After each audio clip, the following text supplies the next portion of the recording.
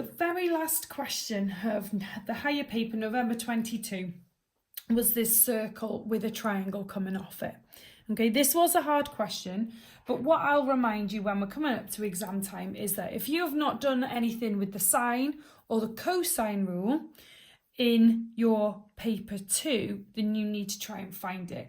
And this was the question that was the sine or cosine rule. And we're going to decide together which one it is. So it says the diagram shows a triangle ABC with circle centre C.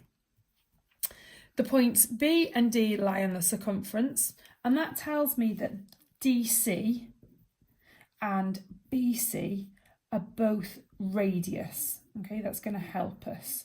Okay, it says the length of line AB is 19. So I'm going to need that information. So always write the information on the diagram that they tell you. The length of the line AC, so this whole length, is 29.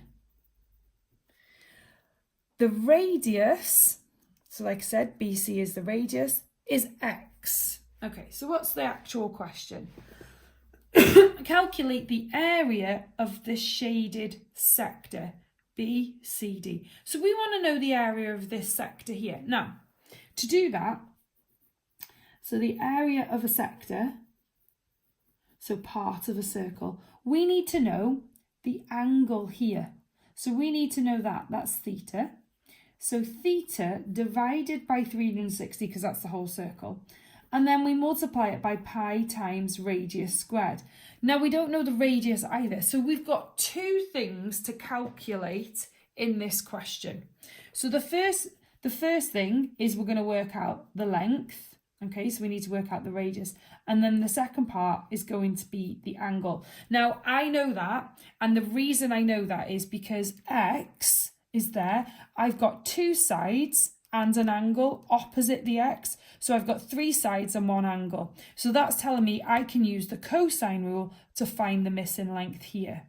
And then once I know the missing length, I can choose how I'm going to find theta. So what I'm going to do is I'm just going to draw out the little triangle to pull it out of the circle. So we're not worrying about that too much. So I've got a little triangle that looks like this.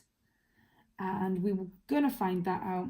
We know that this angle here is 36 degrees, this is 19, and this is 29. Okay, so as you can see now, it's the cosine rule. Remember, the cosine rule is in the front of your booklet.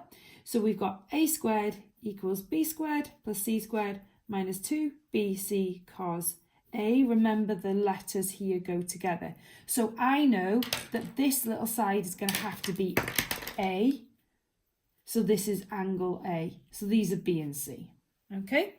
So x squared equals 19 squared plus 29 squared minus 2 times 19 times 29 times cos 36. Now, as you know, we can just put that all into our calculator in one go. So 19 squared, 29 squared, take away, I like to put it in brackets, but that's because I'm old school. 2 times 19 times 29 times cos 36. And I get the answer, x squared equals 310.4632, and so on. Okay, so now for our last part, we have to square root our answer. So we're going to square root that number. I'm going to use the answer button on my calculator so I can clear it, square root my last answer, shift and equals. So I know the missing length is 17.6 centimetres. That's our radius. Let me just put a little note there. That's the radius, just so we remember. Okay. So let's redraw our triangle now, see what we've got. Okay, so we've got 29, 19, 17.6 and 36. Now the next thing we need to work out, so if I come back to the original diagram, is this angle here. So it's this one. Okay, so I'm going to work out theta here. Okay, now I could use two options here. I've got three sides and an angle, so I could use the cosine rule. I've also got two angles and two sides, so I could ignore that one and I could use the sine rule. Now it's whatever you're comfortable with. To be honest, the cosine rule is probably easier, but it's what you've got to learn, okay? So I think I'm actually going to show you both ways, okay? So I'm going to do the cosine rule first, so I'll do it over here. And then I'll show you using the sine rule. So you can decide then which way is going to be easier for you, okay? The cosine rule, you've got to learn the cosine rule for finding a missing angle. And it's cos A equals b squared plus c squared minus a squared over 2bc. Okay, so we'll do that one first. So what I'd have to do is I'd have to label the angle that I want to find A. So this is A this time. So this is little a. And then we've got B and C. It doesn't matter which way round I put those. So cos A, that's what we're working out, is 17.6 squared plus 29 squared, take away 19 squared, divided by 2 times 17.6 times 29.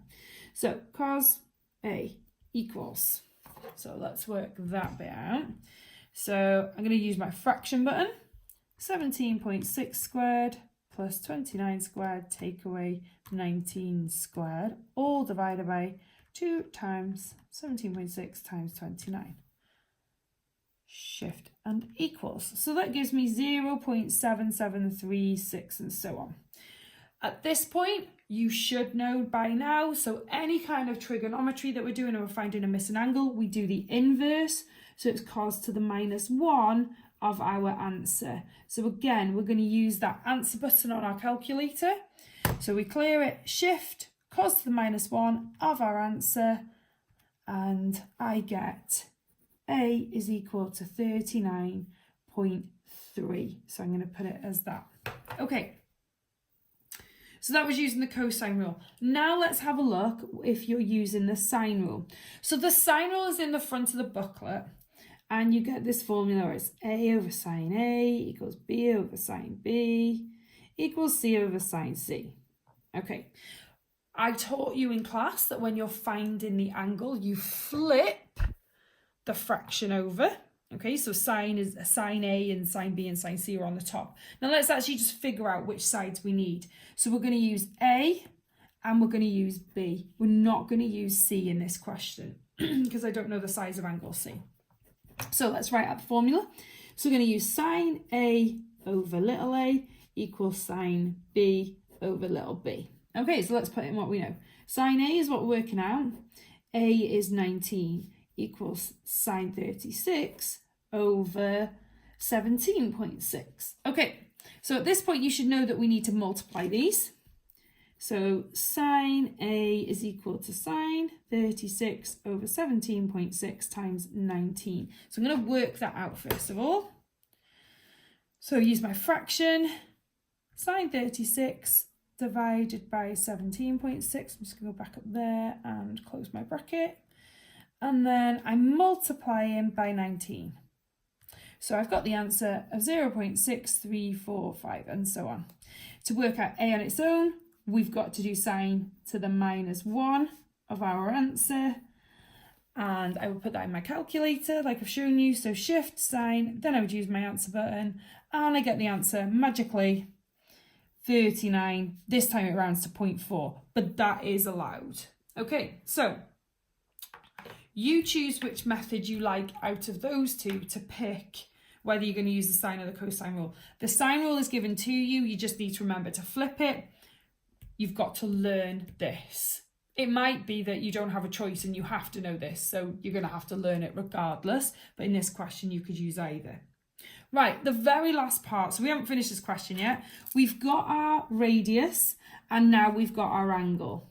Okay, and now we're going to work out the area of the sector using this formula here. So I'll come down the bottom of my page. So the area of the sector is equal to 39.3 divided by 360 times pi times 17.6 squared. So let's put it in the calculator. So I use my fraction button, 39.3 over 360 times pi times 17.6 squared, and I get the answer of 106.23. And it'd be centimetre squared. And in the answer booklet, so the mark scheme, it says your answer can be anything between 106 and 107, which gives you that allowance if you've used 39.4.